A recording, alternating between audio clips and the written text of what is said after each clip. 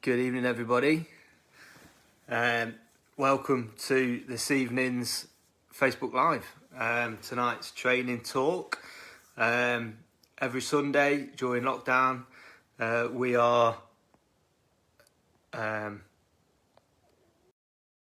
chatting about reviewing last week's training and looking forward to the following week. Mark, how are you? Hey, Rich. I'm all right. How are you? Excellent. Good. Very good. Before we let's see if anyone did hear us all right. We had a bit of issue last week. I'm hoping that the connection is all right and it sounds okay. Let's see. If anyone's watching, let us know if you can hear us. Let's see. If I keep on talking, then maybe somebody's going to say. Yeah. Evening, Mark. Let us know if you can hear us, Mark. Just pop a little thumbs up. If you saw the issues you have down had last week, okay.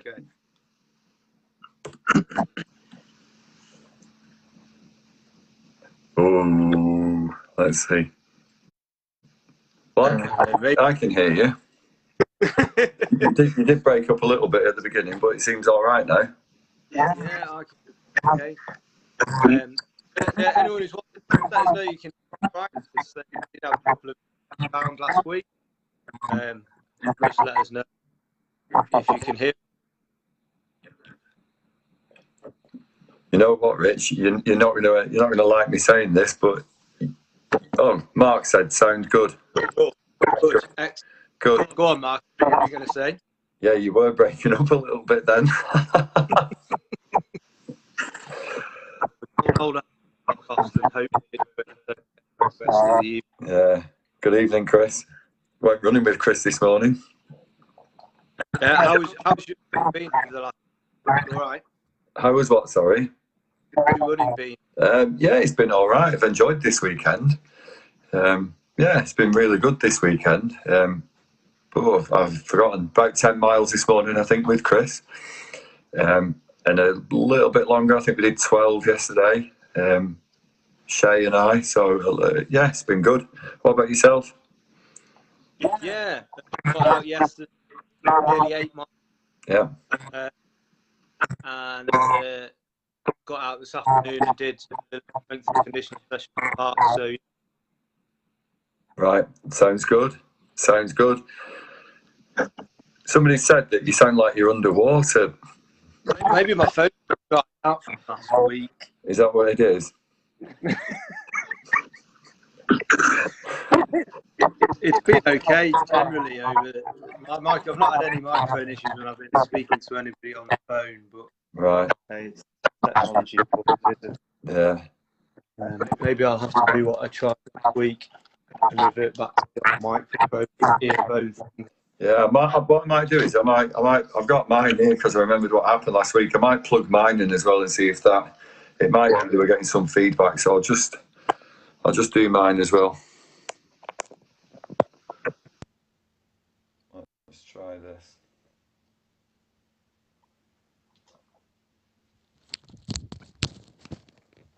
It always seems like the comments we've got here, it seems fine when it's on just me on my own, Mark. It doesn't work when it's just me on my own. We need you here.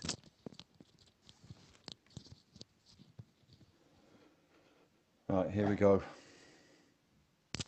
Right, guys, hopefully you can hear us all right. Yeah, I can hear you perfectly now. That sounds loads better.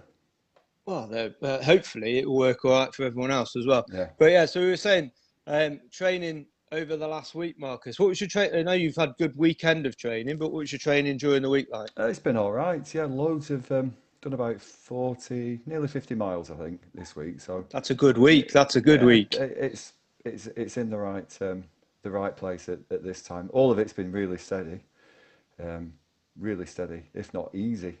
But I think that's what we were talking about last week, about just trying to make it manageable. And I still, for a long time, certainly for the next sort of 6, 8, maybe even 10 weeks, this is going to be just about laying the foundations, really. Yeah, absolutely. So it's been all right. It's been enjoyable as well, which is good. Yeah, it really has. Good. It really has. Good. It seems like we've sorted the sound Yeah, issues that anyway. we'll There's have been to. some good comments there about We'll sound. have to remember this. Yeah. That's definitely It it. seems like it's only for me and you as well. I Everyone else know, I seems know. fine I when they're was doing this. I was watching them on Thursday, and I thought, look at those two. I Look know, how they're like professional pros. that looks. It's like amateur hour with me. I'm sort of trying to Oh, work it never out. mind. It's a Sunday. We're winding down. That's all it Exactly. is. We're That's exactly it. we're nice and chilled. This is like we should all be watching. We've just watched Country File, and now we've got Yeah. Marcus and Rich This is on Bolton this is Marathon. it. So This is the lo-fi version. This is that's it. the That's exactly analog version. it. There's nothing digital No, we'll about have to do it this. by semaphore or smoke signals next. Morse code. Let's do it by Morse code. Yeah, brilliant. Yeah. So yeah, it's been Yeah, nice go just to on. get out and to get out running. I mean, Yeah, I run for all sorts of reasons, and one of them is just simply the fact I enjoy it. yeah, Just putting one foot in good. front of the other. Perfect sort of Absolutely. stress release. So yeah, loved Yeah, it. Loved it. There was a good. nice little message in today's run though, because just about 5 minutes before I went, in fact, I actually set off and came back to change my jacket. Um, I put a rain jacket on. It was absolutely hammering it down. And I jogged around the park to meet Chris. We sort of looked at each other. He was hiding under a bush shelter. Yeah, like this. And we set off. It's a good job there were two of us, because it probably is one of those runs. I don't like I've missing it, but I probably would have waited until later in the day, and then sometimes it doesn't happen. So anyway, we set off, sort of not in the best of moods really, and it just got better and better and better. And I think it would have gotten better and better even if it hadn't have stopped raining. You know, these things do, don't they? Things are never quite as bad Yeah, once you get going as you think they might be. And absolutely. right on cue, we got to mile 9 and the sun came out. Actually came back up the hill feeling too warm. Yeah, almost regretting wearing your rain Yeah, jacket. which is Yeah, nice. Which is nice. yeah. So go on. No, it's good, and it's definitely something to always remember that it's never as bad as it Mm, seems, or as bad as what you think it's going to be. Especially when you're talking about the weather. yeah, Um, the weather's probably the one thing I think that puts a lot of people off. yeah, Like you say, it's one of those things you might have just thought, oh, I'll do it later, yeah. but you were meeting someone, it just happened to rain Mm, at the same time. exactly. Well, I've got to go now. I'm kind of committed. Yeah, But if if you would have perhaps chosen to do it later, yeah. but sometimes you just got to just go out, put one step in front of the other, Mm, and you almost forget about the rain anyway. yeah, you do. I find once you're getting into it, you got a bit wet, Yeah, but it's like well, so be it. Doesn't matter. You forget about it. You're that's it. chatting, and That's it. you're putting the world to rights, and away you go. And say Yeah, before that's you know it. it, the sun's back out, That's and it. everything's right with the world And again. I think we have to remember that, particularly when doing well any race distance, but particularly for the marathon. I think there's two lessons there. One's about training, and it does get better, and the other is about the actual event itself. When you're doing these long events, it's perfectly natural to have ups and downs. Um, and I've certainly Yeah, run marathons and really sort of thought at times, why am I doing this? This is just painful. And it can pass. You know, I think the biggest yeah, mistake in a marathon is to assume that the way you feel at any given time is the way you're going to feel for the whole event. And I yeah, think we absolutely. often see that at the beginning of races as well, where people are charging Yeah, off and they feel fantastic. You're not going to always feel like that, but no, it does work the other way around as well. And I think it's always worth yeah. remembering that. Oh Um, yeah, absolutely. I think yeah, definitely. I remember when I was in the Marines, we used to do a lot of speed marching. So mm, speed marching is you're either running mm, or you're walking. yeah, And whenever you were running, you wanted to be yeah, walking. And whenever you were walking, you wanted to be running. yeah, Because whenever you weren't walking like a nice little mm, bimble, it was fast yeah, walking and you were usually carrying weight mm, and it hurt, yeah, but it hurt other muscles. yeah, yeah. Can So imagine. then you wanted to get running again just to give Just to those give it a muscles a relief, rest yeah. to then work the other ones. And then you'd run for a bit and you'd be like, oh, you're screaming, those muscles are screaming. You want to walk again. Yeah. And it didn't take, it was pretty miserable. But I think marathon training is very similar. Mm, You do, things pass. mm, But I find that, my right leg might ache for a bit for some reason or whatever. And then before you know it, your left leg's aching and mm, you've forgotten about your right yeah. leg. So yeah, it's just, like I say, it's not always bad, and there's always good Yeah, bits. there's always good Always. bits. Always good bits. Yeah. I think the other thing is not not trying to overthink it as well. Yeah. You know, not trying to dwell on it, not trying to attach any significance to it. Yeah. A lot of the time, the thought is far worse than the actual reality of it. You know, the rain, it wasn't cold this morning. I mean, No. it just wasn't. Yeah. But the thought of getting wet is far worse than actually getting wet. It's just, you know, it's pretty miserable. You don't yeah, want to go out. You wouldn't go to the shops and get wet. So why would you go out running and get wet? But once you're wet, you're wet. Doesn't exactly, matter. exactly. So You know. I'm gonna remember that. I've filed that one away because I probably need that one Yeah. over the next few months. Yeah. Absolutely. Yeah. I'd certainly say, just while we're on it, that most of what you do and how you get yourself going is up here. So it's about giving yourself, like, so when thinking about, oh, you're in a bit of pain or you're suffering a bit in a marathon or in a training run or whatever, it's about giving yourself something that's going to cheer yourself up. So give yourself something to think about that's going to make you happy or get you through those hard times. It's always good to, and while you're training, to think about those things and get those things in your head that do make you get through those hard times. Because not every good thought, not every bit of positivity gets you through those tough times. So it's about having, and I just go through like little mantras in my head, and I'll just say the same little sentence over and over and over and over, and it gets me through it. Because then before I know it, I've done a mile, and that bit of bad bit that I was in has gone. It's gone, yeah. And then I'm in a really good place, or you know, or whatever. But I just keep saying those same little things that keep me going over and over again in my head, and I'm through it. That's it. So it's about training. Yeah. That's what training gives you. It gives you that time to find out what it is that helps you get through things. So I've never really used a mantra, but I did listen to a podcast once, and that was really, it gave a lot of sort of like the psychology behind why it's quite important to find one that works for you and that you can sort of just go to without thinking about it. I tell you, one that works for me. Winston Churchill said, "When you're in hell, keep going." Yeah. And that works for me, because you think, well, actually, because but when you're living, hell's not going to last forever. It's miserable, but just keep going, because you will get through it. You know, so no matter how bad it gets, just keep going. I know Paula Radcliffe, I can't remember if it was down or up, but she used to count to 100 and then just do it again. And do it again. I've done that before. Just count. That works, actually. I've done that before, and just count my strides. And it's amazing how far you can go. And that sort of just by counting over and over again. Count to 100, start again. Count to 100, start again. And before you know it, you have done a mile or two. Yeah, I can imagine. It really does work. I can imagine. And I think if it works for Paula Radcliffe, it's got to work for lots of other people. I know some people as well, while we're on a similar subject, what they've done is for the last 6 miles of the marathon, beforehand, they've mentally dedicated the last 6 miles to a different person. So it might, they pick 6 people, or it could be 8 people, whatever, it doesn't matter. And sometimes written them down on their fingers or their hands or whatever, and just thought, right, it's mile 21, I'm running this mile for such and such a body. It's mile 22, a great idea. I'm running that, and just sort of thinking about somebody else. And I think that's quite a nice way of doing that. I know I've done that before, and I've deliberately thought, I'm going to think. Well, it was about my mum actually. When I was doing Ironman, the last part of the marathon, I thought, well, I'm going to sort of mentally dedicate this to her and to her memory, and it was fantastic. Not a sad thing at all. It was brilliant. No, it really was. It really was worthwhile. It puts your head in a different place, doesn't it? Yeah, and I was doing that for Bolton Hospice. It's a couple of years ago now. Well, 5 years ago, I think.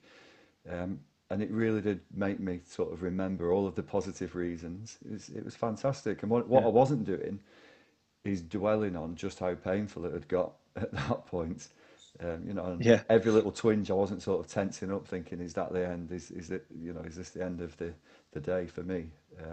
It's good. Yeah. It's a good little strategy, that. Yeah, definitely is.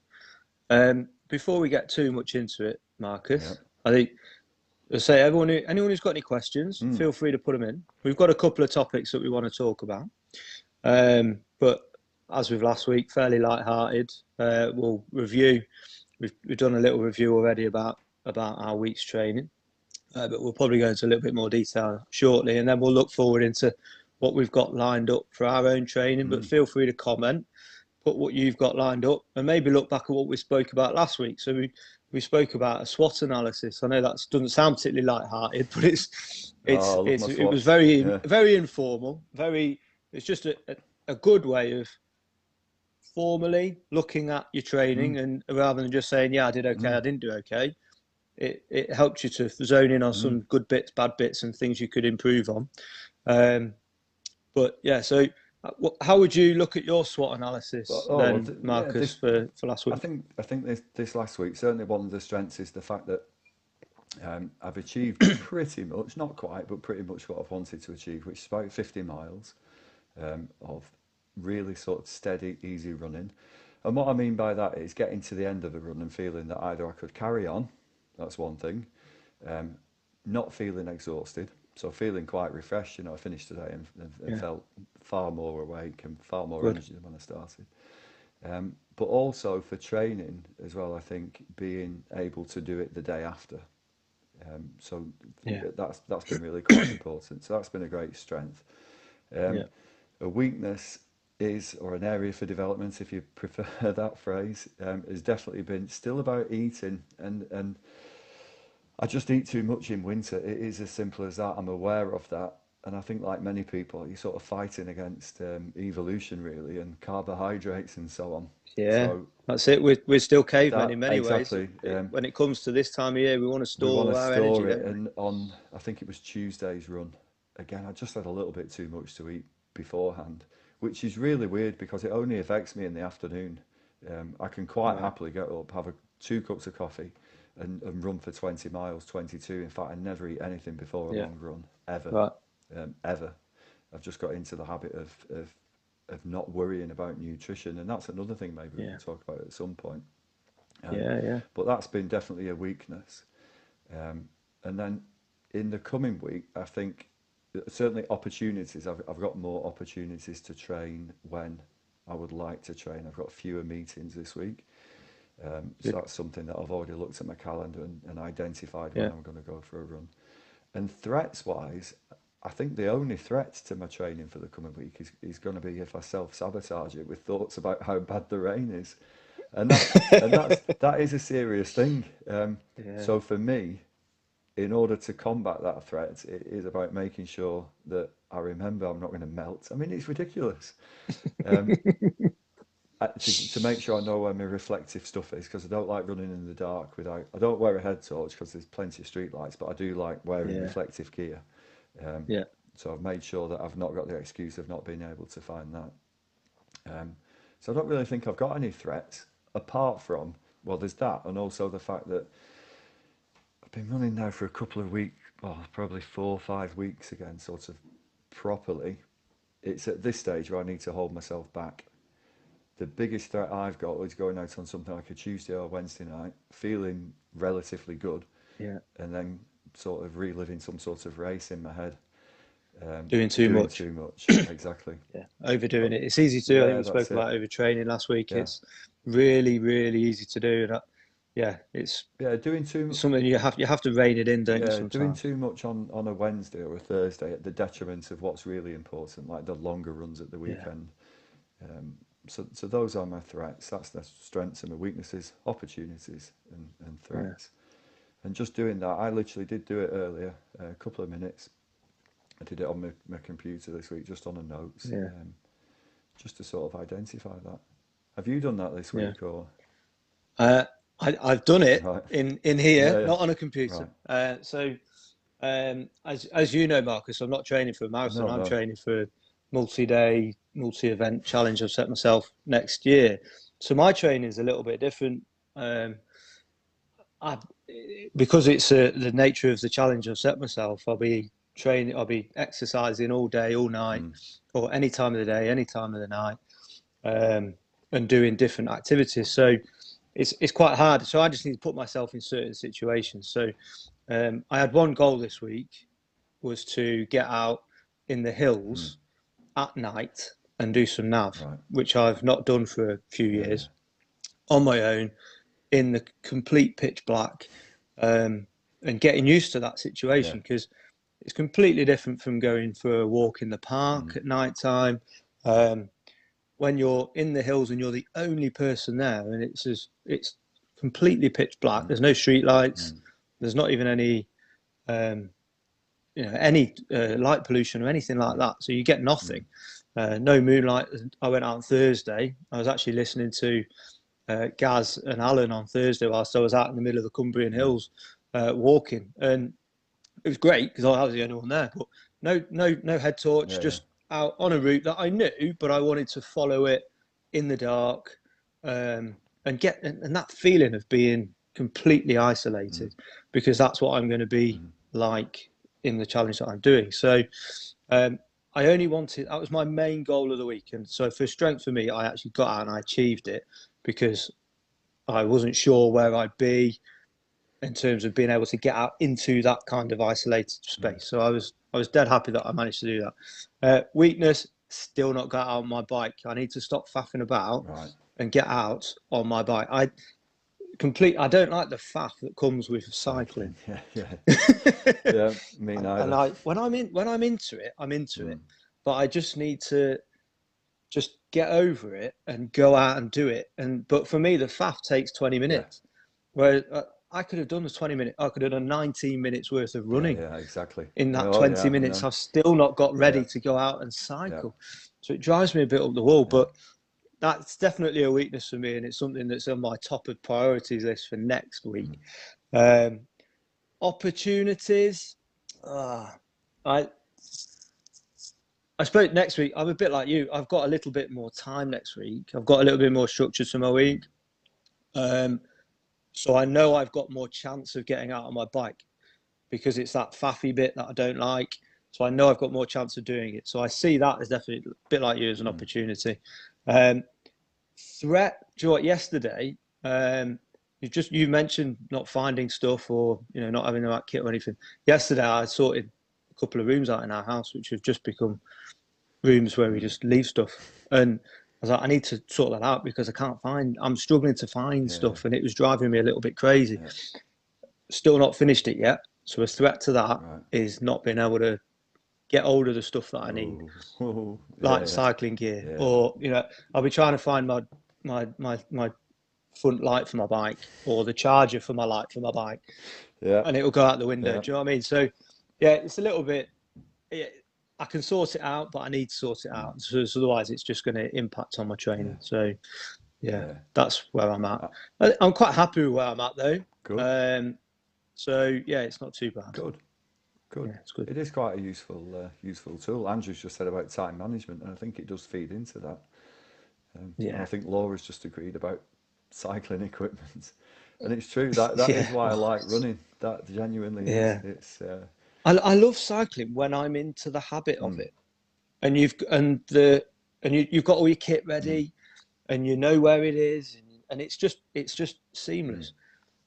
But until you get into that habit and that routine, it literally takes me 20 minutes to get out on my bike, and it drives me insane. Really does. Time's precious. Yeah, that's the thing. Yeah, definitely. Yeah. So good.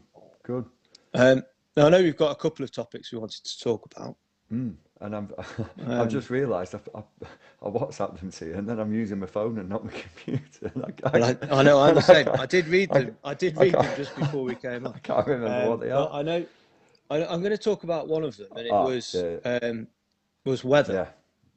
And mainly because we've also had a conversation on the training support group this afternoon about weather. I don't know if you'd seen it, Marcus, but I think it was Stella that mentioned, Stella Blackburn mentioned that one of her friends is hoping that it's going to be nice and warm. Yes. And it sparked off quite a good discussion about how people like it certain temperatures, even set degree. I think Yvette mentioned, I don't want anything more than 22 degrees. But it's a really difficult one, isn't it? Yeah. That people like to train at certain temperatures. Some people like to train in the rain. Some people don't like to train in the rain. It's a really difficult one, though, isn't it? It is a difficult one, and I think if people cast their minds back, or just have a look back and look at some of the runs that we did when we first went into lockdown. We had back in April and May some very, very warm days. You know, we Yeah, genuinely did, and it's not. People sort of might say, well, it's Bolton, it's May, it's not going to be that warm, but actually, it's not unusual to get days that no, are on the upper end of being quite warm in April yeah, and May. And I often think in this part of the world, we seem to have some of our better summer weather very, very early. It doesn't yeah, come typically in August. We do no. get a lot of it in April and May. Um, I tend to notice the weather around that mm, weekend. My birthday's on the 19th of May, so I've mm, always kind of had an idea, yeah, yeah. and with you, more often than not, it's barbecue weather or Mm, sitting outside mm, weather, temperature wise. yeah, Not always nice and dry, yeah. but that kind of temperature seems to be okay.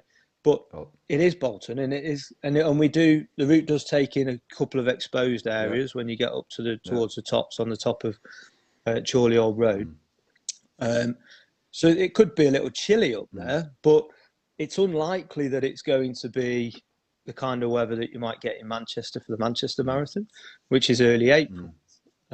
mm. So yeah, it could be warmer, Yeah, um, but I, I think with stuff like this, there's so little you can do. Well, you can't do anything, in fact, to control the weather. You've just got to sort of accept it, really. And it just is what it is on the day. And provided the training's there, I think there are things that you can do within training sometimes to sort of help you. Um, so one of the things, for example, having trained for some events in summer, I do remember making sure that I was fairly well wrapped up in training, just trying to, I don't mean excessively, I don't mean like wearing yeah, bin liners or anything ridiculous. Like people, try to simulate that slightly yeah, but just, warm yeah, feeling that you're going to exactly. Just on the grounds of thinking, well, you know, if it really is a cold day, then I'm used to running with a bit more kit on. And if it's a very warm day, then fantastic.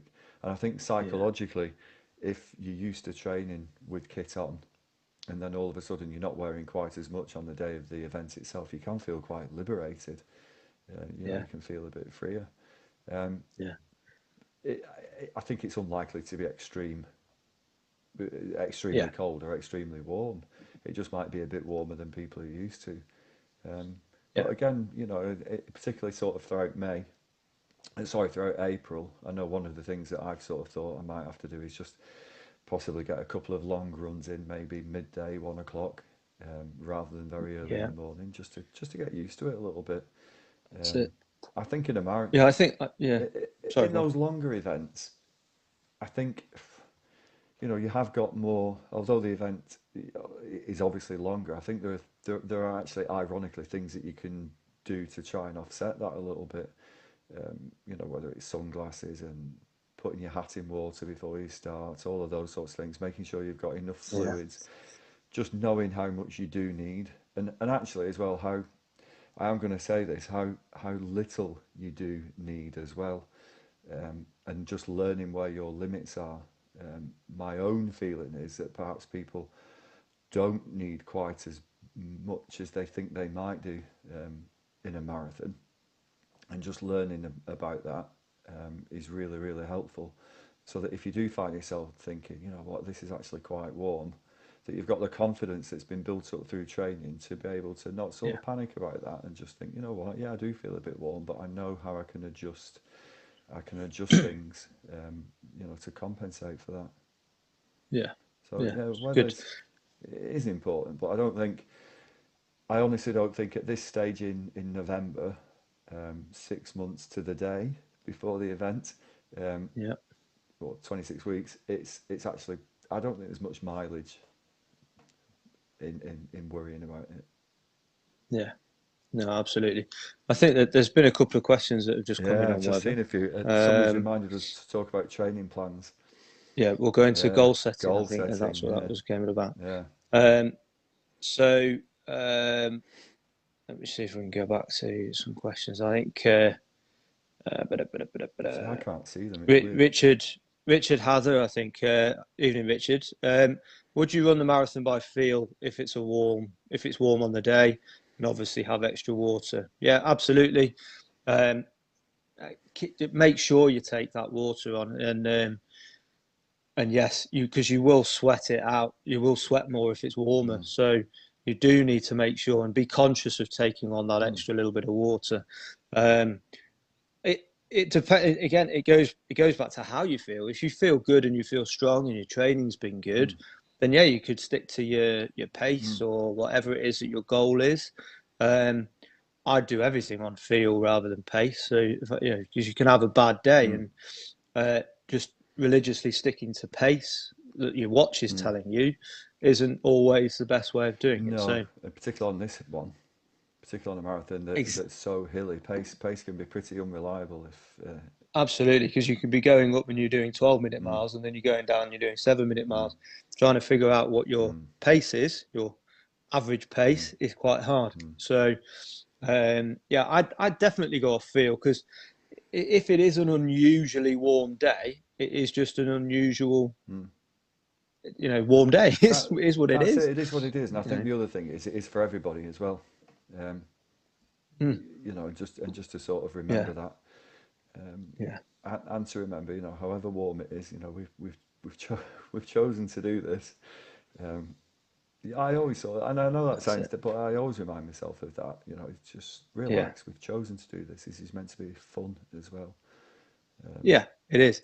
And I think that for me, that would always be my priority, is that you're doing it through enjoyment. There's only ever going to be one person who wins it, ever. And most people taking part will be there for self-enjoyment or self-achievement Yeah, or whatever it exactly. is they want to be there for. And then that can determine how you approach it. But I think that leads us really nicely Seamlessly. onto goal setting. I know it's Seamlessly. like we've done this I before. know. Slicker than last week. Yeah, I know. Yeah, at least people can hear us. Yeah. Goal setting. I'll let you talk about that, Marcus. It was on the training and support group, I think, and then I'd just seen some comments elsewhere as well about people asking about things like training plans and so on. Which is the best training plan? It's my first marathon. What would you do, and so on and so on. And I think before any of that, before sort of even thinking about training plans, I really genuinely think that one of the things that people could do, I'm not saying that you should do, but I think it is worthwhile doing, is thinking about what you want to get out of the marathon.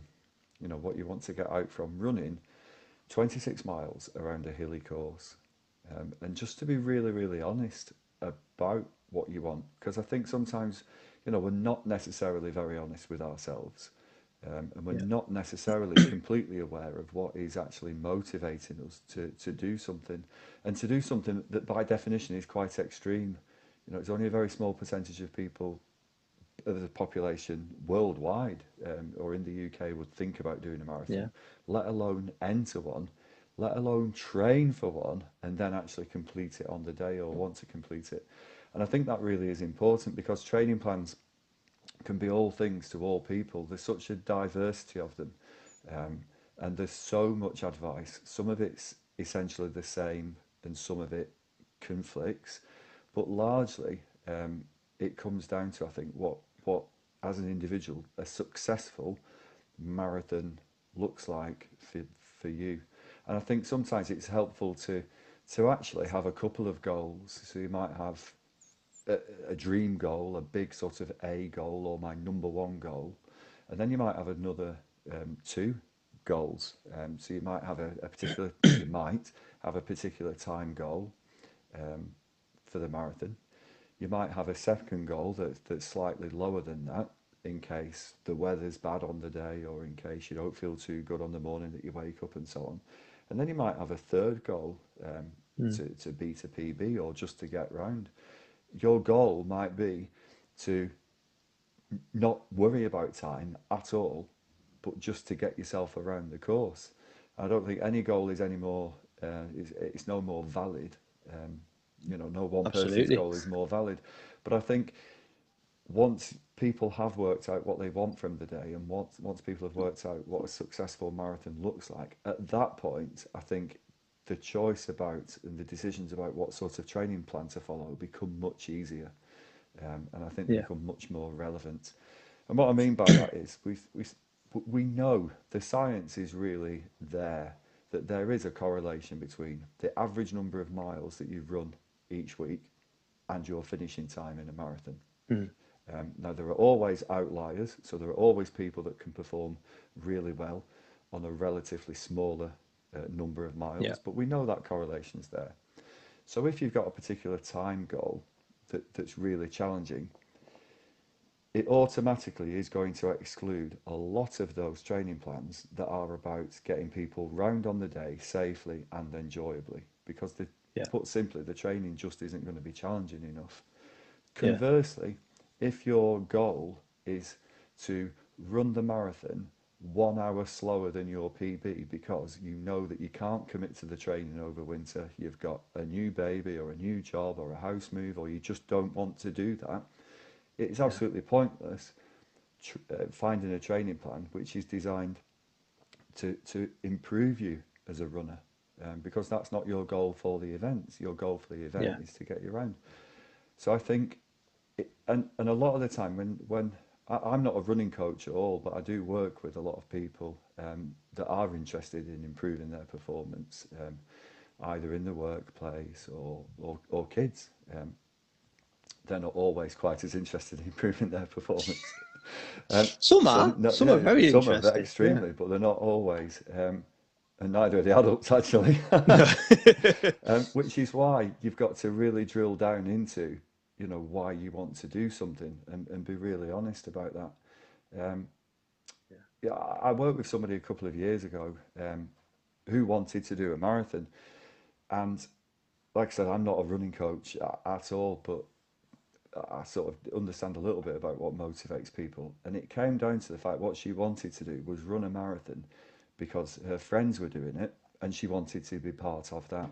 Now that's great because she wanted to be part of that day, she wanted to be part of an event.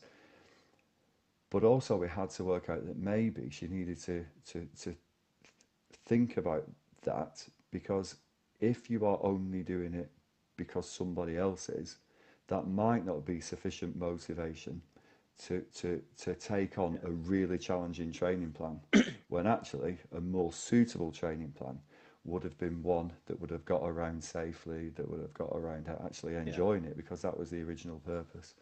So I think that's really important. I really do. Yeah. And then you can start to look at, well, is this training plan suitable for what I want to achieve? And you don't necessarily know that either. I think that's the other thing, and that's fine.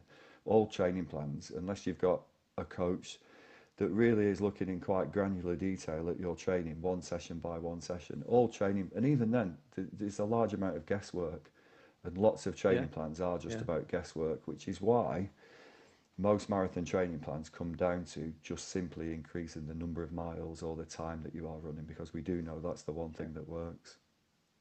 Yeah, and I think, and that's the common thing with all training programs, isn't it? Is that they will increase the time that you spend training, and like you say, they correlate for a good training plan. It will extend the time that you're training quite considerably towards the end of your training plan. You could be running for 10 hours or training for 10 hours a week, potentially even more than that. You've got to understand at the very start, like you say, why you want to do it, because that 10 hours at the end might not be possible.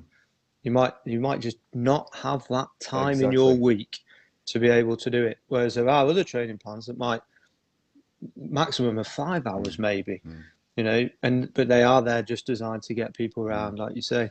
And that, because your time limits what you can do. Absolutely. And I think, that is one of the things that I've talked to people about before when they've been doing other things. They've taken on projects or things that they want to achieve, not just running, but other things. You really have to be honest about the time budgets that you've got. And then when you look at those time constraints and how much you've got, you've also got to think, well, what sort of physical and mental states realistically are you in when you've got that time? Yeah. Because let's be honest, we're we're not always bouncing off the walls, are we? You know, we have ups and downs. We have, you know, our Yeah. energy and our motivation, which I think is overrated anyway, motivation, but that's a whole other thing. But I do, because I think, you know, we just have to do it a lot of the time. Motivation Yeah. is pretty much irrelevant. That, you know, the Yeah. most motivated, you talked about before about there'll only be one person that wins or comes first in the marathon. They might not necessarily be the most motivated. No. You know, they'll have luck on their side, but pretty much they'll be the person that it works out for on that day because Yeah. of their training and so on. Yeah. And we just have to do it. Yeah. So I think being honest about that, and it also looking at, people tend to look at those first few weeks of a training plan, like, well, how's my training going to start? And I think you are dead right. You've also got to look at the very end and try and imagine what that looks like when you've been grinding it out for 14, 16, 18 weeks of a formal sort Yeah. of plan. And if you know that for work or family or life, or just simply that you've got other things on, that you can't commit to that time, it is pointless taking on that plan. Yeah. And just, I also think people, again, it is about a bit of honesty and just looking back at their own running history. Some people have got an extensive running history, and if you have, you'll probably have an idea about how well you respond to training and what types of training, where you're going to sort of leave yourself open to injury, what some of those Yeah. pitfalls are. And if you've not got an extensive sort of running history, you've got to be mindful of that as well, particularly about doing too much too soon, and impact and all of that, and just being Yeah. honest about that. I think people can sometimes overestimate what they can do and also underestimate what they can do, and finding that sweet Yeah. spot does rely on some honesty as well. Yeah. And I think it just all comes back to the reason why, It doesn't it? does always. I think that it really, really is important to understand why you want to do it. What do you want to get out of it? You know, it is really easy to get, I think, to get hung up on pace and time. And I think, well, I need to get a whatever set, a sub 5 hour, sub 4 hour, sub 3 hour, whatever it is, marathon. And that, unless that's your absolute, is that genuinely your reason why? When it gets to that nitty gritty of training, it is going to get really, really, really difficult, because you lose your head, you lose it in your Yeah, head, really, and absolutely. you don't know, you're questioning, why am I doing this? You're either struggling to keep up with your training, or it's just becoming really, really hard. And which is why I would always say my main goal for any event is to enjoy it, to have fun, and then I have secondary or third Yeah. goals after Yeah.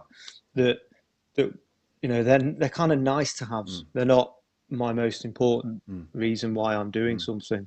Exactly. Exactly. So and like we go back to what we said last week, use this time now to find out what that is. To do a bit of soul searching, think about what it is, why you want to do Yeah. it, and what you want to get out of it, and then start looking around at those training programs, speaking to other runners, speaking to a coach, maybe. Exactly. You could speak to a coach, and a coach would give you some advice. Yeah. Whether you pay for it or not, they will give you some advice. You don't always have to go to a running coach and No. be signed up to a plan for the next 20 No, weeks. absolutely. Most running coaches will give you some advice, and help you get onto that Exactly. get onto that ladder and figure out what it is you want from it. Exactly. So And that why it genuinely is absolutely crucial, I think. I wrote a little blog post earlier and posted it in the group.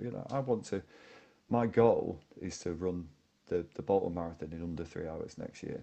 Now but that's quite superficial. As a goal, that's not enough for me. It's not a strong enough why.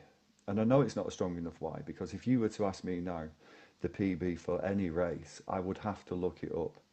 And that's the way my memory works. I just don't really have a memory for numbers, and to be honest with you, they're not really significant enough.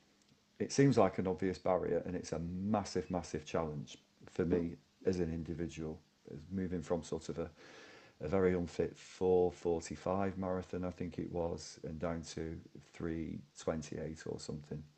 But my real why is more personal than that.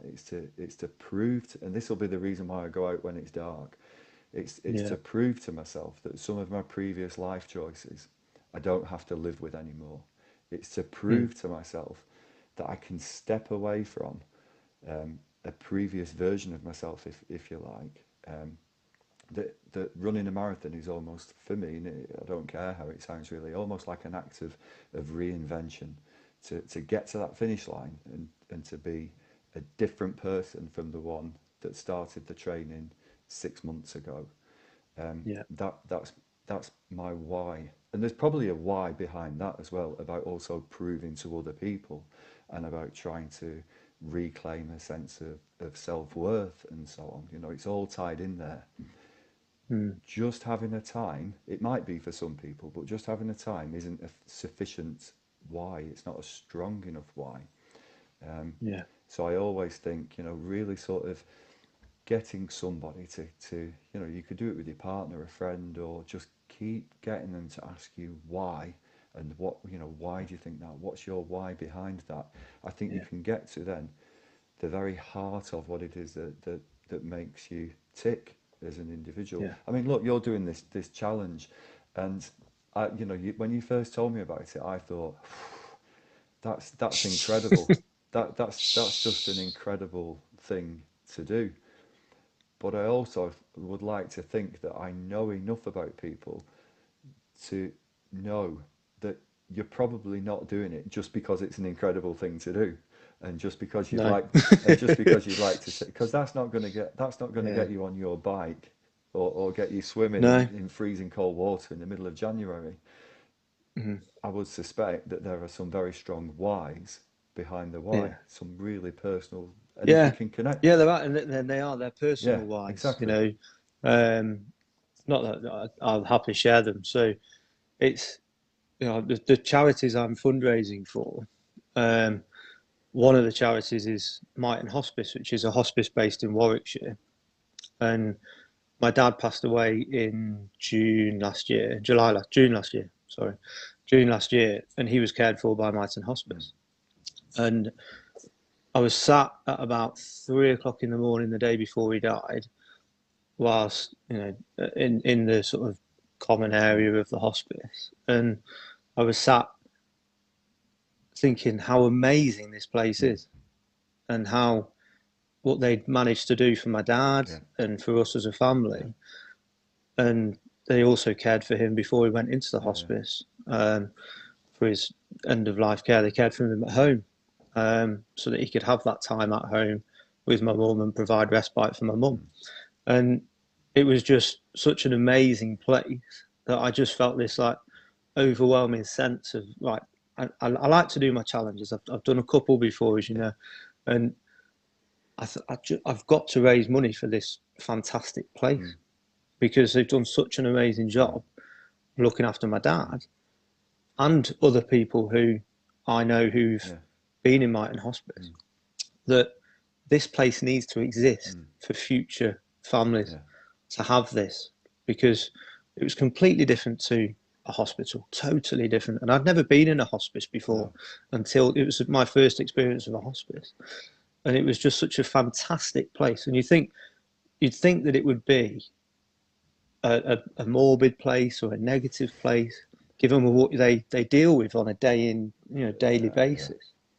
But the staff there were just yeah, incredible, absolutely incredible. And every hospice is like that. I've been into Bolton Hospice yeah, since, with the work that we do with the marathon, and it's exactly the incredible, same. yeah, And the staff there are just yeah, incredible. And these places need to exist for future families so that they can have that time, because that 2 weeks was just invaluable that you wouldn't get if he wasn't there. That's what drives me. absolutely, It's what, it makes me emotional when I think yeah, about it. yeah, It gets me. That's what is going yeah, to help me swim Loch Ness. That's what's going to help me get out the other end and then run and up then Ben run, Nevis. And it's what's going to make me cycle to yeah, the Lake District and then run up Scarfell, etc., etc. exactly, exactly, Um, so yeah, it really does. It's that deep yeah, down yeah, drive, like you say, that gets you out on those cold, miserable evenings to get your training. Yeah. If it's superficial, it won't be enough. And exactly. I can genuinely identify with loads of what you've just said there.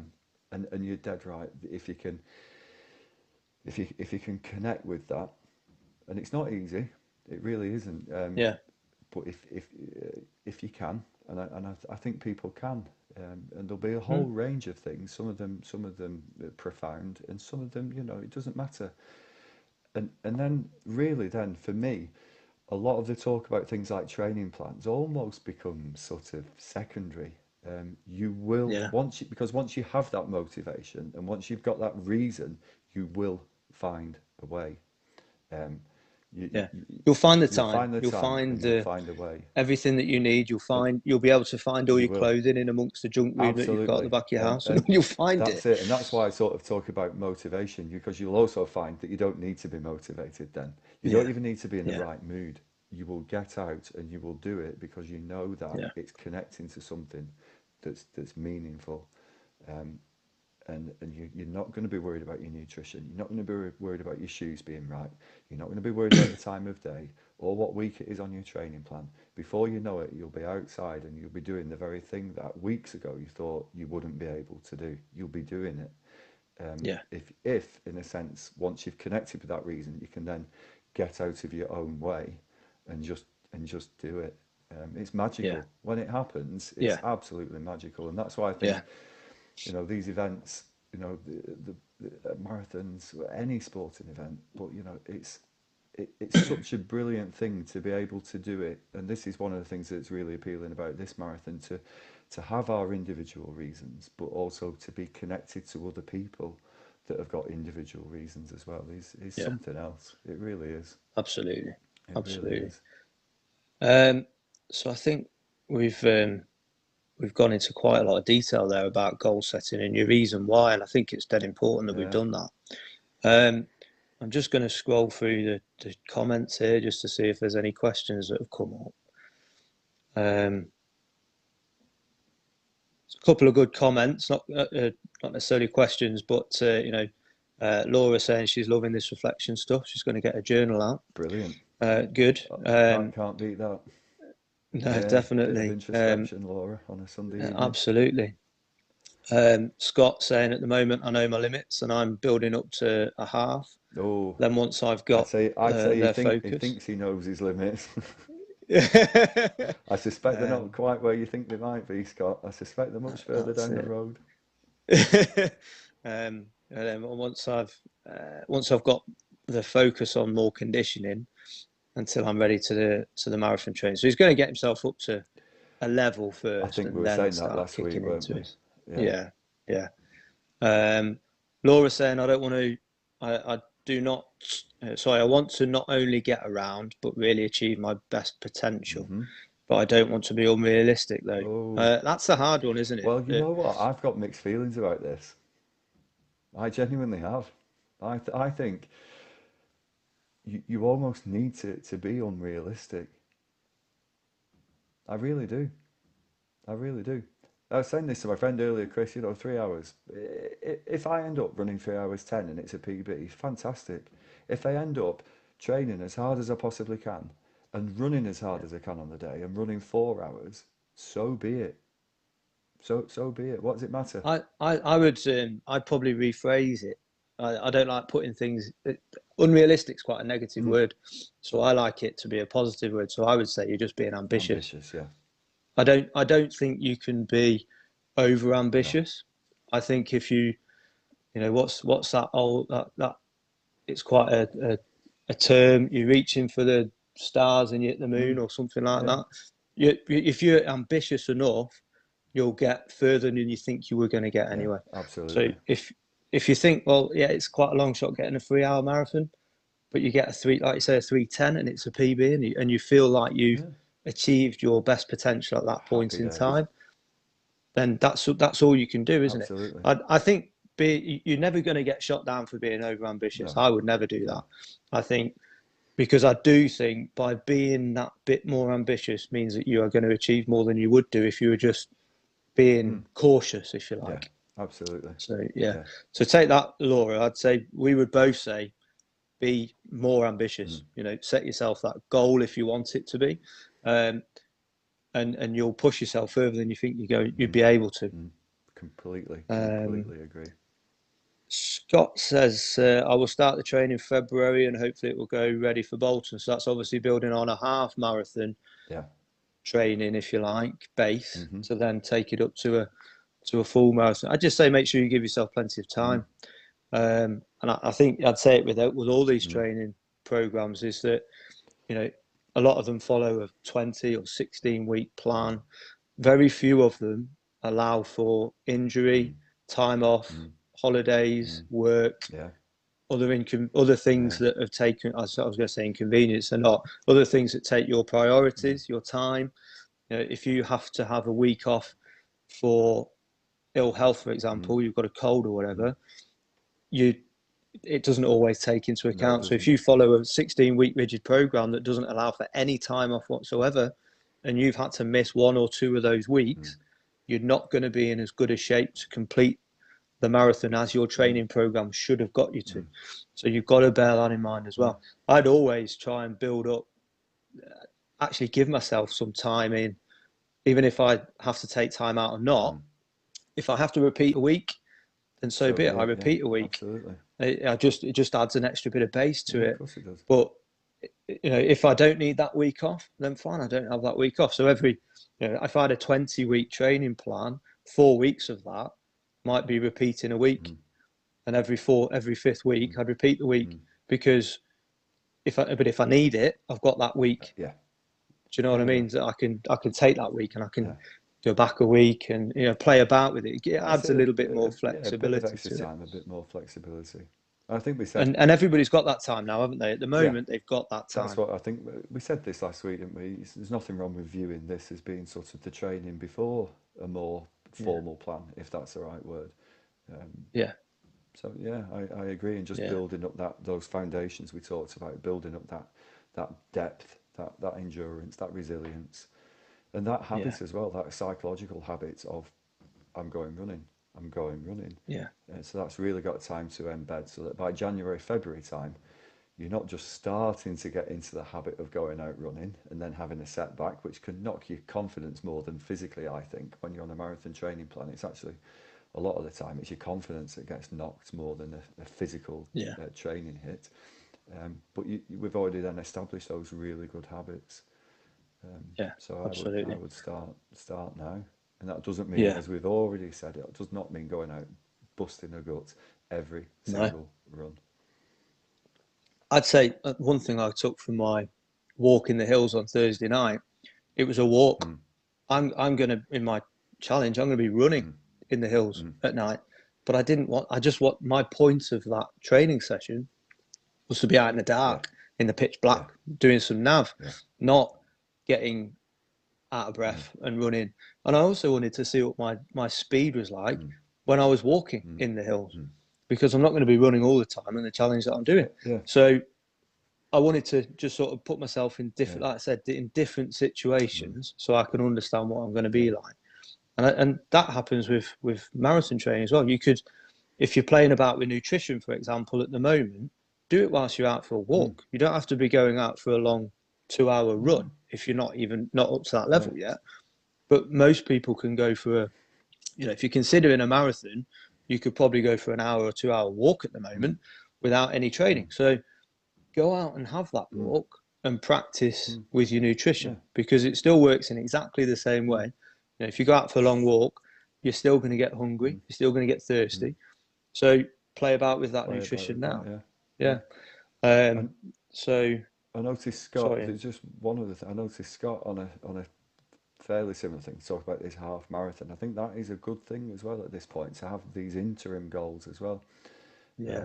So although we might not be on a formal training plan for the Bolton Marathon with 26 weeks to go, we might be on a bit of a training plan for a half or a 10K. Well, I think it's always good to break it down. If you can break down, at the moment you could be training for a 10K, and then you can be then training for a half in February, and then you can train for a 20 miler in March, end of March, early April, and then you step it, and then you're breaking things down basically over the next 6 months. It seems like a good tactic to me. It really does. Yeah. Let me just have a little scan through. Andrew has asked, "What's the challenge you set yourself, Rich?" I won't labour it too much, but I'm end of July next year. I'm going to cycle John O'Groats to Land's End, and along the way, I'm going to swim the longest lake in Scotland, which is Loch Ness, which is 23 miles long. I'm going to run up Ben Nevis. It's about 45 miles from the bottom of Loch Ness up to the top of Ben Nevis and back down again. Then I start cycling again to the Lake District, and I run up Scarfell, and then I swim Windermere, which is about 10 and a half, 11 miles. And then I head down towards Wales, and I swim Lake Bala, which is 3 miles. And then from Bala, I run up Snowdon, and then I get back on my bike, and then I cycle down to Land's End. So that's the challenge that I've set myself. So a fundraising target of £50,000, so £25,000 for Mighton Hospice and 25,000 for Calm, which is a campaign against living miserably. So I've set myself quite a big challenge, but like I've gone into already, my own personal reasons why. It's why I've set myself this crazy, bonkers challenge. I don't know if anyone's ever done it before. Do you know? Because that's not. I just kind of thought of it. I thought, why not? I don't know if anyone's done it in the way I'm doing it, but I'm not really bothered, to be honest. It's all in one go, so it's not like stop start. I'll stop to sleep and then carry on. It's just the logistics of that just leave me with a headache as well. That's just thinking, how does that even work? I mean, wow. Well, it's with great difficulty. I suppose for the few challenges I've done in the past, I've developed quite a strong team behind me who helped me along the way. So enjoying on that military mindset as well, no doubt. It's that feeling of wanting to push yourself that bit further. I actually read, and it's a really good book. I read Ant Middleton's book called The Fear Bubble. Now he's a love or hate guy generally, I think, but I've read 2 of his books now, and I've gone through that love and hate and love with him, and I actually quite like him again.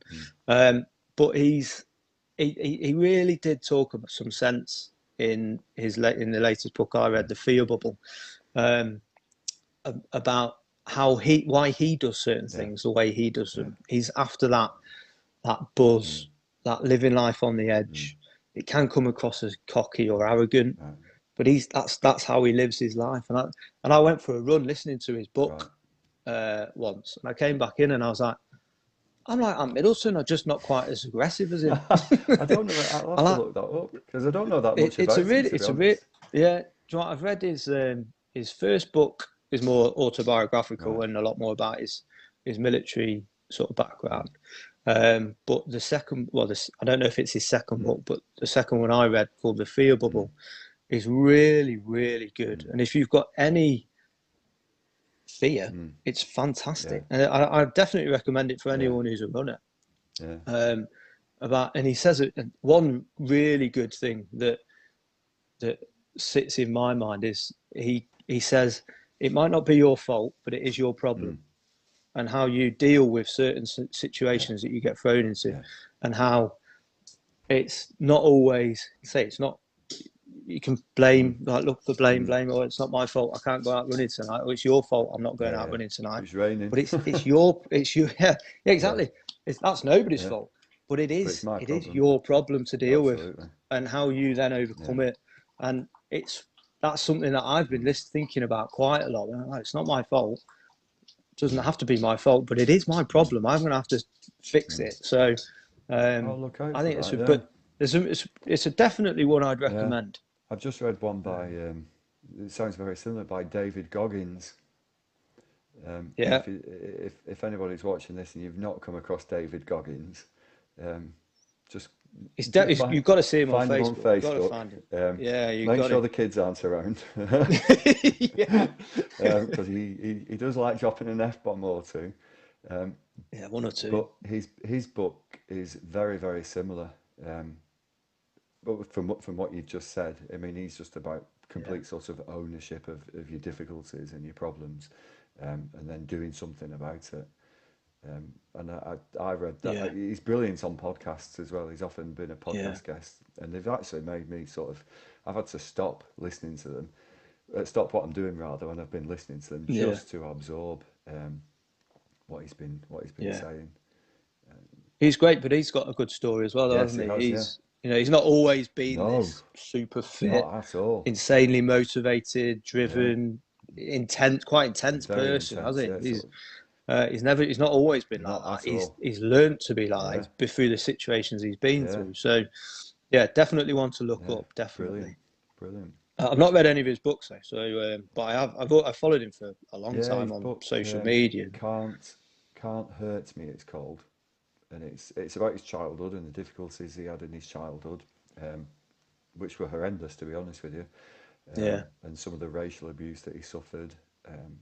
Then what happened to get himself to be fit enough to join the forces, and then it describes how he became a Navy SEAL, and what he learned from doing things like Hell Week and so on. And the lessons that he's learned from that in his daily life. It's like a shot of adrenaline just reading it. And it does. Yeah, I know. It's quite a good book though, because he does end, from what I can remember, he ends each chapter with some things to actually think about. And a lot of them are about the fact that life is difficult and it's tough for all of us at times, and it can be deeply unfair for all of us at times, and random, and so on and so on. But that is our issue. Absolutely. He would argue the only thing we can control then is the way in which we think about that and what we do with that. I think there's I follow quite a few like Running Bible and Lonely Goat forums and things like that on Facebook, and there's regularly questions about books to read. What's the best running book? We could do that, and I think I've read one Dean Carnese's book. I think one of his books. A long time ago though. I couldn't even tell you the name of it. But I prefer to read books like Middleton's book or Ranulph Fiennes' book or something like that. With people who have put themselves in situations where they're almost in impossible situations, and they've found ways out of it, and they've learned from it, and they're sharing that experience. Because if you could take that and put that into marathon training, which is generally in quite nice situation, you could always coming home to a nice warm bed and all the rest of it. If you can take that learning and put it into something like marathon training or 10K training or whatever it is, then I always think you're only going to be a bit better at it, because you've got that learning from someone who's learned from doing it in a war zone or say just an impossible situation, and they've got that. Well, if I just take it and use it in my everyday life, surely it's got to work. And it tends to. It puts you in a better mindset, I think. Yeah, I would agree. I genuinely would. And just what I find fascinating is just the mentality and the mindset. These people often don't perceive barriers, and they're so solution focused. There's a bit in one of Ranulph Fiennes' books where he's got frostbite and he's returned from wherever, but his hands are driving him crazy. I know what you're going to say. So if you're eating your tea, you might just want and he goes into his shed and saws the ends of his fingertips off. It's just incredible, isn't it? That was his solution. His solution was, this tissue is dead. It's driving me mad. I'll just saw them off. He clamped his hand into his vice, got his hacksaw out and chopped the end of his fingers off.